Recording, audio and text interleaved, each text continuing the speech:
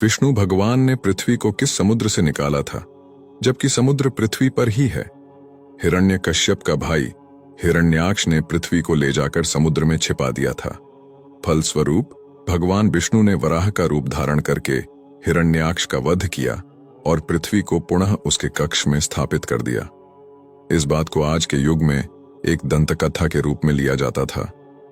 लोगों का ऐसा मानना था कि यह सरासर गलत और मनगढ़ंत कहानी है, लेकिन नासा के एक खोज के अनुसार खगोल विज्ञान की 2 टीमों ने ब्रह्मांड में अब तक खोजे गए पानी के सबसे बड़े और सबसे दूर के जलाशय की खोज की है। उस जलाशय का पानी हमारी पृथ्वी के समुद्र के 140 खरब गुना पानी के बराबर है, जो 12 बिलियन से अधिक प्रकाश वर्ष दूर है। जाहिर सी बात है कि उस राक्षस ने पृथ्वी को इसी जलाशय में छुपाया होगा। इसे आप भवसागर भी कह सकते हैं, क्योंकि हिंदू शास्त्र में भवसागर का वर्णन किया गया है। जब मैंने ये खबर पढ़ा तो मेरा भी भ्रम दूर हो गया। और अंत में मैं सिर्फ इतना ही कहना चाहूंगा कि जो इस ब्रह्मांड का रचयिता है, जिसके मर्जी से ब्रह्मांड चलता है, उसकी शक्तियों की थाह लगाना एक तुच्छ मानव के वश की बात नहीं है। मानव तो अपनी आंखों से उनके विराट स्वरूप को भी नहीं देख सकता।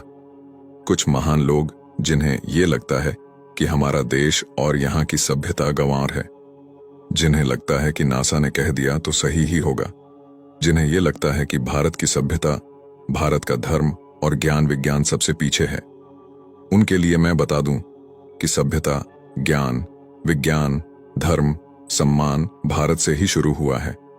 अगर आपको इस पर भी सवाल करना है तो आप इतिहास खंगाल कर देखिए। जिन सभ्यताओं की मानकर आप अपने ही धर्म पर सवाल कर रहे हैं, उनके देश में जाकर देखिए। उनके भगवान तथा धर्म पर कोई सवाल नहीं करता, बल्कि उन्होंने अपने धर्म का इतना प्रचार किया है कि मात्र 2000 साल में ही आज संसार में सबसे ज्यादा ईसाई हैं।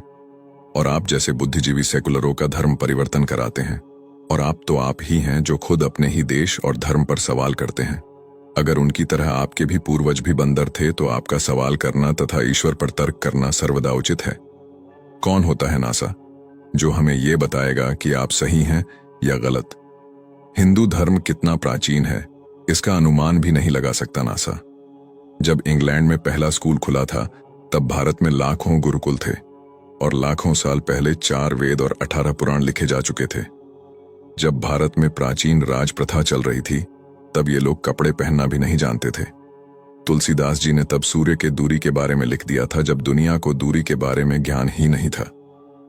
खगोल शास्त्र के सबसे बड़े वैज्ञानिक आर्यभट्ट, जो भारत के थे, उन्होंने दुनिया को इस बात से अवगत कराया कि ब्रह्मांड क्या है, पृथ्वी का आकार और व्यास कितना है। और आज अगर कुछ मूर्ख विदेशी संस्कृति के आगे भारत को झूठा समझ रहे हैं, तो उनसे बड़ा मूर्ख और द्रोही कोई नहीं हो सकता।